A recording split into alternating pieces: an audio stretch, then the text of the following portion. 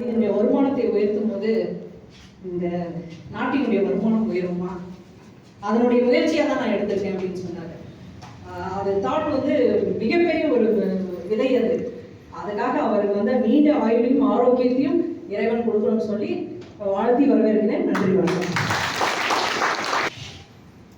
அடுத்து இந்த நெட்வொர்க்கர்ஸ் welfare association எதற்காக அப்படின்னு ஒரு சிற்றுரை ஆற்றுவதற்காக நம்ம திருச்சியினுடைய தளபதி பிரபாகரன் சாரை அன்போடு அழைக்கிறேன்.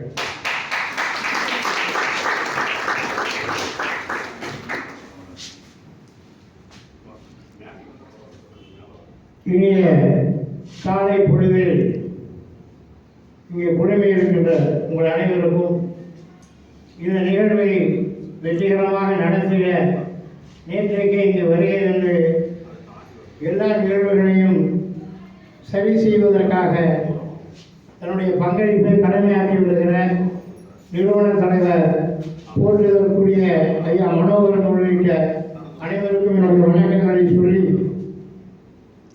முதல் கூட்டம் கிருஷ்ணகிரி என்று சொன்னார்கள். கிருஷ்ணகிரி என்று ஏன் அழைக்கப்படுகிறது என்றால், கிருஷ்ணர் என்றால் கருப்பு, கிரி என்றால் மலை, கருப்பு தங்கம் கிரானைட் கிடைக்கின்ற பகுதி என்ற காரணத்தினாலும் இது கிருஷ்ணகிரி என்று அழைக்கிறார்கள். கிருஷ்ணராய தேவர் ஆண்ட காலத்தினாலும் இதை கிருஷ்ணகிரி என்று அழைக்கிறார்கள்.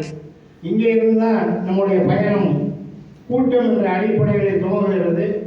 இதுவரையிலும் கோவை, திருச்சி, சேலம், தஞ்சை, புதுக்கோட்டை, மதுரை, காரைக்குடி, விருதுநகர், திருநெல்வேலி, தூத்துக்குடி, நாகர்கோயில், ராஜபாளையம், தேனி, திண்டுக்கல், மயிலாடுதுறை, பட்டுக்கோட்டை, நாகப்பட்டினம், கடலூர் என்று இத்தனை மாவட்டங்களிலும் நாம் தொடர்ந்து அமைப்புகளை ஏற்படுத்தி வந்து கொண்டே இருக்கிறோம்.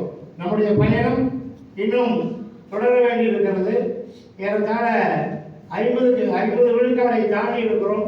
மீதி இருக்கிற 50 விழுக்காட்டை அடுத்த மாதத்திற்குள் முடித்து விட வேண்டும் என்ற நோக்கத்தில் நாம் பயணித்துக் கொண்டிருக்கிறோம். இந்த நெட்வொர்க்கர்ஸ் அசோசியேஷன் என்ன தேவை இருக்கு உங்களுக்கு தெரியுமோ தெரியாதோ, இந்த நாட்டில் பிச்சைக்காரர்கள் கூட சங்கம் இருக்கிறது. ஆனால் இந்த நாட்டின் முதுகெலும்பாக விளங்கக்கூடிய நெட்வொர்க் துறை, ஏனென்றால் நம்ம பொருளை வாங்குறப்பவும் ஜிஎஸ்டி கட்டுறோம். அதே மாதிரி முன்கூட்டியே வருமானம் செலுத்துகின்ற அரசு அதிகாரிகளுக்கு அப்புறம் இருக்கின்ற பெரிய துறை எது என்று சொன்னால் நெட்வொர்க் தான். அந்த நெட்வொர்க் துறையை சார்ந்த நமக்கு ஒரு அமைப்பு இல்லை. 2009 நம்முடைய அரவிந்தர் மனோகரன் தன்னுடைய சொந்த முயற்சியால் ஒரு நிறுவனத்தால் ஏமாற்றப்பட்டதை எதிர்த்து வழக்கை தொடர்ந்து அந்த வழக்கில் வெற்றி பெற்றதற்கு பிறகு ஒரு மிகப்பெரிய தொகையை அவர் பெறுகிறார். அப்பொழுது அவர் சிந்தையில் உருவானதுதான், நமக்கு ஒரு வலுவான பின்னணி இருந்த காரணத்தினால் நாம் வெற்றி பெற்று விட்டோம். சாதாரண சாமானிய மக்கள் என்ன செய்வார்கள் என்று 2009 இன்றைக்கு இருப்பதை போல அன்றைக்கு நெட்வொர்க் ஒன்றும் மாசுபட்டு விடவில்லை. இன்றைக்கு தான் நெட்வொர்க்கினாலே பணம் போட்டே பணம் வருமான ஆள் சேர்க்க முடியாது என்று சொல்லுகிற மாறி இருக்கிற இந்த சூழலில் அன்றைக்கே அவர் 2009 போராடி ஒரு அமைப்பை ஏற்படுத்த வேண்டும் என்று அமைப்பை ஏற்படுத்தினார். இது தமிழ்நாட்டில் உருவான அமைப்பு, ஒரு தமிழரால் உருவாக்கப்பட்ட அமைப்பு. தமிழ்நாட்டில் பெற்ற வரவேற்பை விட வட மாநிலங்களில் சென்ற இடங்களெல்லாம் நம்முடைய மனோகரன் அவருக்கு இந்தியும் தெரியாது, ஆங்கிலமும் தெரியாது, தமிழ் மாத்திரமே தெரியும். அப்படி இருந்தும் கூட வடநாட்டினை சேர்ந்தவர்கள் மிகப்பெரிய ஆதரவு. வடநாடு மாத்திரமல்ல, உலகெங்கும் இருக்கின்ற பல்வேறு நெட்வொர்க்கர்ஸ் அந்த அமைப்பிற்கு ஆதரவு தந்திருக்கிறார்கள். அதனுடைய விளைவாகத்தான் இத்தனை ஆண்டு காலம் அந்த நெட்வொர்க் சங்கம் என்பது, நம்முடைய வெல்ஃபேர் அசோசியேஷன் என்பது பல்வேறு போராட்டங்களை நடத்தியிருக்கிறது. திருச்சூரிலே, கொல்லத்திலே, அங்கே கேரள மாநிலத்தில் போராட்டம் நடத்தியதன் விளைவாகத்தான் ஒரு ஒழுங்குமுறை சட்டம் கேரளாவில் வந்திருக்கிறது. அந்த சட்டம் வந்ததற்கு காரணம் ஐயாவினுடைய போராட்டம் தான். ஆனாலும் கூட அந்த சட்டத்தை பல பேர் உரிமையாக்கி எங்களால் தான் வந்தது என்று சொல்வார்கள். யாரால் வந்தது என்பதல்ல, அந்த சட்டம் வர வேண்டும் என்பதற்கு அடித்தளமிட்ட அமைப்பு தான் நம்முடைய அகில இந்திய நெட்வொர்க்கர்ஸ் அசோசியேஷன் என்று சொன்னால் மிகையாக. அதனுடைய வெளிப்பாடு கேரளாவில் வந்திருக்கிறது. நாம் அதைத்தான் தமிழ்நாட்டிலேயும் எதிர்பார்க்கிறோம். இப்படி ஒரு அமைப்பு, இப்படி ஒரு சட்டம் வந்தால் என்ன நடக்கும்? அவங்க வரவேற்புரையிலே சொன்னார்கள். அதாவது பல நல்ல கம்பெனிகள் இன்றைக்கு நடத்த முடியாமல் போவதற்கு காரணம் ஒன்றுமே உழைப்பே இல்லாமல் பணம் பெறுவதற்குரிய பல்வேறு நிறுவனங்கள், அதாவது ஆங்காங்கே காளான் முளைப்பதை போல, மழைக்கு முளைப்பதை போல தெருவுக்கு 4 கம்பெனி, ஊருக்கு 8 கம்பெனி என்று எல்லா ஊரிலும் முளைத்து வருவதன் காரணமாக தரமான நிறுவனங்கள் வருவதில்லை. தரமான நிறுவனங்கள் இருந்தாலும் அது வளர்வதில்லை. இப்படி ஒரு சூழல் இருக்கிறது. இதற்கு தடையாக இருப்பது எது என்பதை கண்டறிந்து ஒரு ஒழுங்குமுறை சட்டம் வந்தால் இவற்றை தடுத்து நிறுத்த முடியும். அது மட்டும் இல்லை, இப்போ சமீப காலமாக நம்ம நெட்வொர்க்கர்ஸு ஒரு ஊருக்கு போனோம்னா, சார் அங்கே ரொம்ப நாளாக பண்ணிட்டு இருந்தார், அவர் எங்கே நல்லா இருக்காரா? இல்லை சார், அவர் ரொம்ப கடன் பிரச்சனை, ஒரு இதில் மாட்டிக்கிட்டாரு, ஊரை விட்டே போயிட்டாரு, வீட்டை விட்டே போயிட்டாரு. இப்படித்தான் நெட்வொர்க்கர்ஸுடைய நிலைமை தமிழ்நாடு முழுக்க இருக்கு. என்னன்னா, ஒரு வருஷத்துல லட்சம் லட்சமாக, ஆயிரமாக போய் கோடி சம்பாதிக்கணும் இல்லை, வந்த 4ஆம் நாளே கோடி வேண்டும் என்று சிந்தித்து தெருக்கோடியில் இருக்கின்ற கூட்டமாக இன்றைக்கு நெட்வொர்க்கர்ஸ் பெருத்து போயிருக்கிறார்கள். அதுக்கு இந்த சட்டம் வந்தால் அவர்களையும் பாதுகாக்கலாம். அது மட்டுமல்ல, நாம் என்ன கேட்கிறோம், இந்த மாதிரி பணம் இழந்து தவிப்பவர்களுக்கு நிவாரணமாக ஒரு நபர் கமிஷன் அமைத்து, ஒரு நீதிபதியின் தலைமையிலே ஒரு நபர் கமிஷன் அமைத்து அவர்களுக்கு உரிய நிவாரணத்தை பெற்றுத்தர வேண்டும் அப்படிங்கிற கோரிக்கையை வச்சிருக்கோம். நிறைய பேர் கேட்டாங்க, இதெல்லாம் நடக்கிற காரணமா சார்? அவங்க பணத்தை வாங்கி சுருட்டிட்டு ஓடியே போயிட்டான், ஆனாலும் கூட அதை போய் இப்போ எப்படி கனெக்ட் பண்ணுவீங்க? நான் உங்களுக்கு ஒரு உதாரணத்தை சொல்லுகிறேன். பிஎஸ்சிஎல் என்ற ஒரு நிறுவனம் தமிழ்நாட்டில் இந்திய துணைக்கண்டத்தில் 12 காலத்திற்கு முன்பாகவே ஆர்பிஐ சர்க்குலர் வாயிலாக தடை செய்யப்பட்டது. பட் ஆனால் அந்த நிறுவனத்துக்கு எவ்வளவு சொத்து இருக்குன்னு பார்த்தீங்கன்னா, அளவு கடங்காத சொத்து இருக்கு. அதனுடைய மதிப்பை கூட்டினால் நம்ம கிராமத்து மக்கள் 50 ரூபாய், 20 ரூபாய், 100 ரூபாய் கட்டின காசு, அந்த காசுக்கு வாங்கிய சொத்து அரசாங்கத்திலும் இருக்கிறது, ஆனால் தீர்க்கப்படாமல் இருக்கிறது. இது பழைய உதாரணம். உங்களுக்கு அண்மை கால உதாரணம்னா, நியமாக்ஸ் என்ற ஒரு நிறுவனம் மிகப்பெரிய அளவில் சொத்து வச்சிருக்கு, ஆனால் போட்டவர்களுக்கு நிவாரணம் கிடைக்குதானே? கிடைக்கல. இதை ஏற்படுத்துவதுதான் நம்முடைய 2வது கோரிக்கை. 3வது, நலவாரியம் என்று ஒன்று வேண்டும் என்று நாம் கேட்கிறோம். என்னத்துக்கு நலவாரியம்? சாதாரண வீட்டு வேலை செய்பவர்கள், கட்டட தொழிலாளர்கள் எல்லாருக்குமே இருக்கு. நெட்வொர்க்ஸ்க்கு ஒரு நலவாரியம் வந்தால் என்ன நடக்கும்? நிச்சயமாக உங்கள் குழந்தைகளின் கல்வி படிப்பு, கல்வி உறுதி செய்யப்படும். அது படிக்கிறதுக்குரிய உதவித்தொகை கிடைக்கும், திருமண தொகை உதவித்தொகை கிடைக்கும். நாம் இறந்தால் ஈமச்சடங்கு கூட பணம் கிடைக்கும். இப்படி பல்வேறு சலுகைகள் இருக்கு. 1% கட்டட தொழிலாளருடைய அப்ரூவல் காசில் எடுத்து வைத்து தருகிறார்கள் என்றால் நாம் எத்தனை சதவீதம் வருமான வரி கட்டுறோம், ஜிஎஸ்டி கட்டுறோம், ஏன்னா நமக்கு ஏன் தரக்கூடாது என்ற கேள்வியை எழுப்பி இதையெல்லாம் எழுப்புகிற நேரத்தில் எப்படி நமக்கு இது பெற்றுத்தர முடியுமானா, எப்பொழுதுமே ஒரு அரசியல் சக்தியை நாம் கையில் எடுக்கிற பொழுதுதான் இந்த கோரிக்கைகளை வென்றெடுக்க முடியும். அதுக்காக நாம் என்ன நினைக்கிறோம்னா, இந்த 2026 தேர்தல் நடைமுறையில் இருக்கின்ற தேர்தல் மிகவும் குருஷியலான தேர்தல். திராவிட முன்னேற்ற கழகம் இதுவரையிலும் 2வது முறை ஆட்சி பொறுப்புக்கு வந்ததில்லை. அவர்கள் எப்படியாவது இந்த முறை வந்துவிட வேண்டும் என்ற கட்டாயத்தில் அவர்கள் இருக்கிறார். எடப்பாடியாரை பொறுத்தளவில், அவரை பொறுத்தளவில் எதிர்காலமே இந்த 2026 தேர்தல் தான். இந்த தேர்தலை விட்டால் அவர்களுக்கு வேறு வழி இல்லை. ஸோ அவர்களுக்கும் இது கட்டாயமான தேர்தல்.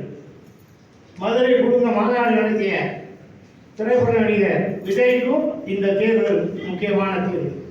ஆக அவர்களுக்கெல்லாம் முக்கியமான தேர்தல். மத்தியில் ஆளுகின்ற பாரதிய ஜனதா கட்சி இந்த மாநிலத்தில் கால் வைப்பதற்கு இந்த தேர்தலை பயன்படுத்த வேண்டும் என்று நினைக்கிறார்கள். நமக்கு அரசியல் நோக்கமல்ல, யார் வருகிறார்கள் என்பது பிரச்சனை இல்லை. யார் நம்மை ஆதரிக்கிறார்களோ அவர்களை நாம் ஆதரிக்கிறோம். யாராக வேண்டுமானாலும் இருக்கலாம். இன்னைக்கு மனோகரன் சார் முன்னெடுக்கிற காரணத்தினால் அவருக்கு ஒரு அமைப்பு இருக்கலாம், எனக்கு ஒரு அமைப்பு பெரிய பொண்ணு இருக்கலாம், ராஜசேகருக்கு ஒன்று இருக்கலாம், ரூபனுக்கு ஒன்று இருக்கலாம். இதெல்லாம் அல்ல. நம்முடைய அமைப்பில் ஒரு அமைப்பு உருவாக்கப்பட்டு பெரும்பான்மையோர் எடுக்கிற முடிவின்படிதான் அந்த கூட்டணி உறுதி செய்யப்படும் என்பதுதான் நிதர்சனமான. அந்த கூட்டணி உறுதி செய்யப்படுகிற பொழுது, நாம் ஆதரிக்கிற பொழுது என்ன நடக்கும்? நீங்க என்ன நினைக்கிறீங்க? தமிழ்நாட்டில் நம்ம தான் ஆதரிச்சு என்ன சார் நடக்க போகுது என்று ஒரு மனப்பான்மை நம்மகிட்டே இருக்கு. உங்களுக்கு நம்முடைய வலிமை தெரியவில்லை. நம்முடைய இப்போ ஈஓடபிள்யூல ஒரு கம்ப்ளைண்ட் கொடுக்குறாங்க, எல்லாமே பணம் நான் இழந்துட்டேன்னு. அது மாதிரி தமிழ்நாட்டில் கம்ப்ளைண்ட் கொடுக்கக்கூடிய பட்டியல் 1 கோடி. 1 கோடி பேர் எனக்கு பணம் இழந்துட்டேன். இந்த 1 கோடி பேரில் ஒரு 50 விழுக்காடு 3-4 கம்பெனியில் பணம் கொடுத்துருப்பான். அவன் பேர் ரிப்பீட் ஆகலாம். அதனால் 50 லட்சம் பேரை விட்டுருங்க. மீதி 50 லட்சம் பேர். இந்த மீதி 50 லட்சம் பேர் தான் அவன் குடும்பத்தில் 4 ஓட்டுனா 2 கோடி பேராச்சு. இந்த பாதிக்கப்பட்டவனே எப்படின்னா, அவனை பாதிப்பு உள்ளாக்கிய தலைவர்கள் ஒரு 10,000 பேர்னு வச்சுக்கோங்க. இந்த அதுக்கு ஒரு 4 ஓட்டுனா அது ஒரு 50 லட்சம், கிட்டத்தட்ட 2 லட்சம். இந்த மாதிரி ஃபைனான்ஸ் கம்பெனியில் போட்டவங்களே 2 கோடி பேர் தான். இதையெல்லாம் தாண்டி வெஸ்டீல், ஹெர்பாலைஃப், மோடி கேர், ஆம்ரே என்று வெறும் பொருட்களை மட்டுமே வைத்து பணிபுரிபவர்கள் இந்த நாட்டில் இவர்களுக்கு இணையாக 2 கோடி இருக்கிறார்கள். தமிழ்நாட்டில் எந்த அரசியல் கட்சிக்கும் 5 கோடி உறுப்பினர்கள் இல்லை. 5 கோடி உறுப்பினர்களை, வாக்காளர்களை பெற்றிருக்கின்ற ஒற்றை அமைப்பு நம்முடைய நெட்வொர்க் என்று சொல்ல முடியாது. சரி, 5 கோடி பேர் நீங்க சொன்ன வயசுல நீங்க ஓட்டு போடுறாங்க இல்லை, நாங்கள் அப்படியெல்லாம் கருத இல்லை. இந்த 5 கோடி பேர்ல உணர்ச்சி உள்ளவர்கள். நெட்வொர்க் தான் என்னுடைய வாழ்க்கையை வளப்படுத்தும். இது புனிதமான தொழில். இங்க ஜாதி கிடையாது, மதம் கிடையாது, படித்தவன் கிடையாது, படிக்காதவன் கிடையாது, ஏழை கிடையாது, பணக்காரன் கிடையாது, பெண் கிடையாது, ஆண் கிடையாது என்று எந்த அடிப்படை தகுதி இல்லாமல் இந்த வாழ்வில் இந்த மண்ணில் வாழ்வதற்கு உரிமை பெற்று தருகிற ஒரே ஒரு அமைப்பு நெட்வொர்க் என்று சொன்னால் மிகையாகாது. அப்படிப்பட்ட புனிதமான தொழிலை செய்கின்ற நாம் இந்த தொழிலை புனிதமாக ஏற்றுக்கொண்டிருக்கின்ற ஒரு 25% பேர், 1 கோடி பேர் மாறி வாக்களித்தால் எந்த கட்சி நாம் நினைக்கிறோமோ அந்த கட்சி மட்டும்தான் இந்த மண்ணில் ஆட்சிக்கு வர முடியும். இதற்கு தெளிவான உதாரணம், போன தேர்தல் 2021 தேர்தல் நடைபெற்றது. அந்த தேர்தலில் திராவிட முன்னேற்ற கழகம் பெரும்பான்மை பெற்றாலும் திராவிட முன்னேற்ற கழகத்திற்கும் அதிமுகவுக்கும் இடையே இருந்த வேறுபாடு 1000 ஓட்டுக்கு கீழே, ஏறத்தாழ 38 தொகுதிகளில் 1000 ஓட்டுக்கு கீழே. நம்முடைய ஓட்டு ஒரு தொகுதிக்கு 2000 பேர். அப்ப என்ன நடக்கும் பார்த்தீங்க. அது இல்லாமல் 5000 ஓட்டுக்கு கீழே தோற்ற தொகுதிகள் ஏறத்தாழ 42 தொகுதி. 25,000 வாக்குகள் வித்தியாசத்தில் தோற்ற தொகுதி 30 தொகுதி. இப்படி பார்த்தீங்கன்னா நம்மால் வெற்றி பெற போகிற அமையவிருக்கிற ஆட்சி நிச்சயமாக அகில இந்திய நெட்வொர்க் அசோசியேஷன் கை நீட்டுகிற விரல் நீட்டுகிறவர்கள் அரியணை கட்டளையில் வருவார்கள்.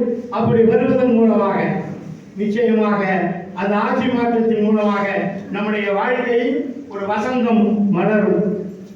இதையெல்லாம் நான் எவ்வளவு வரிசைப்படுத்தினாலும் நம்முடைய தலைவர் மிக அழகாக சொல்வார், அசோசியேஷன் பார்க்காதீங்க, இதெல்லாம் பார்க்காதீங்க, உங்கள் தனி மனித வளர்ச்சி. அதை பாருங்க, அதை பாருங்கன்னு சொல்வார். எப்படி என்றால், ஒரு இந்தியா என்ற வரைபடத்தை சுக்குநூறாக கிழித்துவிட்டு திருப்பி ஒட்ட வேண்டும் என்று சொன்ன பொழுது அண்ணல் காந்தி சொன்னார்கள், இந்தியாவை சேர்க்க முடியாது. அந்த வரைபடத்திற்கு பின்னாலே இருக்கிற ஒரு மனிதனுடைய உருவம் இருக்கிறது, அதை சேர்த்தால் இந்தியா வளம், இந்தியா என்ற நாடு கிடைக்கும் என்று அண்ணல் காந்தி சொன்னார். அதே போல ஒரு தனி மனிதன் பொருளாதாரத்தை பெற்றுவிட்டால் இந்தியா என்ற துணை கண்டம் பொருளாதாரத்தில் மிகுந்த நாடாக மாறும் என்ற உண்மை அதில் இருக்கிறது. அந்த உண்மையின் அடிப்படையில் நிச்சயமாக உங்களுக்கு எது கிடைக்கிறதோ கிடைக்கிறதோ சர்வ நிச்சயமாக உங்களுக்கு இந்த அமைப்பின் மூலமாக நீங்கள் எங்கே தொழில் செய்ய வேணும்னா உங்களுக்கு என்ன வேணும்? பணம் கூட எங்காலும் கிடைக்கும். பணத்தை தாண்டி நமக்கு தேவையானது பணம் கொடுத்தாலும் கிடைக்காத மனித சக்தி இங்கேதான் கிடைக்கும். அந்த மனித சக்தியை பெறுவதன் மூலமாக ஒவ்வொரு தனிநபரும் பொருளாதார வளத்தை நீங்கள் பெற முடியும். அந்த இதை தேர்தல் அரசியலை தாண்டி நீங்கள் தொடர்ந்து இதில் பயணிக்க, பொருளாதாரத்தில் நீங்கள் வல்லமை பெற்றிட, நீங்கள் செய்கின்ற தொழிலில் வெற்றி கண்டிட இந்த அமைப்பு உங்களுக்கு உதவும். இந்த அமைப்பை பொறுத்த அளவிலே நீங்கள் எந்த கம்பெனி வேணாலும் பண்ணலாம். நீங்கள் எந்த கம்பெனி பண்ணுறீங்கன்னு நாங்கள் கேட்க மாட்டோம். எந்த கம்பெனி பண்ணாலும் எங்களுக்கு பொருள் சார்ந்த கம்பெனி பண்ணணும் அப்படிங்கிறது தான் நம்முடைய இந்திய நிலைப்பாடு. கிரிப்டோ என்பதை ஒருவேளை இந்திய அரசாங்கம் அனுமதித்தால் அப்பொழுது நம்முடைய நிலையும் மாறும். இன்றைக்கு இருக்கிற நிலைப்பாடில் பொருள் வாங்கி பொருளுக்கு கொடுக்குற அந்த நிறுவனங்களை மட்டும்தான் நாம் ஆதரிக்கிறோம். அதன் அடிப்படையில் நீங்கள் எந்த கம்பெனி பண்ணாலும் அந்த கம்பெனிக்கு ஆதரவாக நாங்கள் செயல்படுவோம். அது மாத்திரமல்ல, நீங்கள் வளமுறை உங்களுக்கு என்னென்ன வகையில் ஒத்துழைக்க வேண்டுமோ அத்துணை ஒத்துழைப்பையும் இந்த அமைப்பு தரும். இதையெல்லாம் விட ஒரு மேலான உத்தரவாதம், இந்த அமைப்பு உங்களிடமிருந்து ஒரு பைசா கூட நன்கொடையாகவோ சந்தாவாகவோ கேட்காது என்று சொன்னதை 2009 இன்று வரை இந்த அமைப்பு அப்படித்தான் நடைபெற்றுக் கொண்டிருக்கிறது. நேற்று வரை நாங்கள் நடத்தின எல்லா கூட்டங்களுக்கும் நம்முடைய நிறுவன தலைவர் மனோகரன் தான் தன்னுடைய சொந்த செலவில் அதை நடத்தி இருக்கிறாரே தவிர யாரும் சரி காசு கொடுத்து நடத்தவில்லை. ஆகவே எதிர்காலத்தில் அந்த உறுதியை தருகிறோம். யாரிடமும் நாங்கள் பணம் கேட்க மாட்டோம். இந்த அமைப்புக்கு போனால் பைசா கேட்பாங்க, அப்படியே இப்படியும் பயப்பட வேண்டியதில்லை. உங்கள் வாழ்வு வளம் வரும், நமக்கான அங்கீகாரம் கிடைக்கும், பொருளாதார சுதந்திரம் கிடைக்கும்னா ஏன் இதை ஆதரிக்க கூடாது? இதை ஏன் மற்றவர்கள் எடுத்து சொல்லக்கூடாது? இது சொல்றது என்ன இருக்கு? ஆகவே இந்த துவக்கம் இனிய துவக்கமாக அமைந்து தமிழகம் முழுவதும் முரசு கொட்டட்டும். இந்த நெட்வொர்க் மார்க்கெட்டிங் துறை என்பது மிக வலுவான துறை.